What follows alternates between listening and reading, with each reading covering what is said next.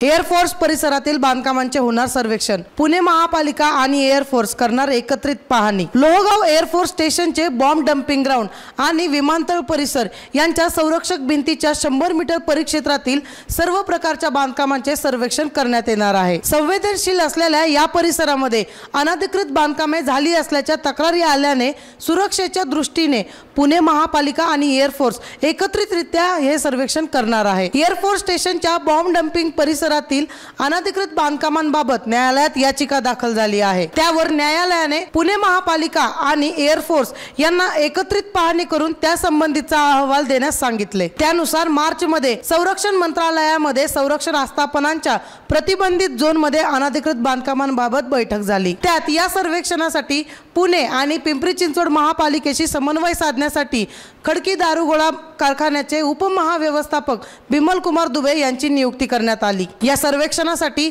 Air force आणि महापालिका अधिकारी यांचीही एकत्रित बैठक झाली। त्यात महापालिकेच्या अधिकाऱ्यांनी सर्वेक्षणासाठी ड्रोनचा वापर करण्यात यावा असा प्रस्ताव दिला आहे। मात्र संरक्षण विभागाच्या क्षेत्रात ड्रोनला परवानगी देण्यासाठी हवाई मुख्यालय आणि दक्षिण पश्चिम हवाई कमांडची परवानगी घ्यावी लागेल। IAF ने सुरक्षेच्या उद्देशाने नो ड्रोन झोन निश्चित केला आहे। सध्याचे सर्वेक्षण स्टेशनच्या मुख्य सीमेपासून केवळ 100 मीटर अंतरावर केले जाईल। त्यामुळे अशा हवाई ऑपरेशनला परवानगीसाठी हवाई मुख्यालयाची विशेष परवानगी आवश्यक आहे असे एअरफोर्सच्या अधिकाऱ्यांनी स्पष्ट केले। जूनच्या पहिल्या आठवड्यात जमिनीवर सर्वेक्षण सुरू होण्याची अपेक्षा आहे। त्यानंतर ड्रोनची परवानगी मिळाल्यानंतर हवाई सर्वेक्षण होईल। या सर्वेक्षणानंतर एअरफोर्स स्टेशनच्या बॉम्ब डंपिंग ग्राउंड आणि विमानतळ परिसरात नक्की किती बांधकाम झाली आहेत, किती बांधकामांना महापालिकेने परवानगी दिली आहे आणि किती बांधकाम अनधिकृत आहेत याची सविस्तर आकडेवारी समोर येऊ शकणार आहे। त्यानंतर संबंधित अनधिकृत बांधकामांवर कारवाईची दिशा निश्चित होईल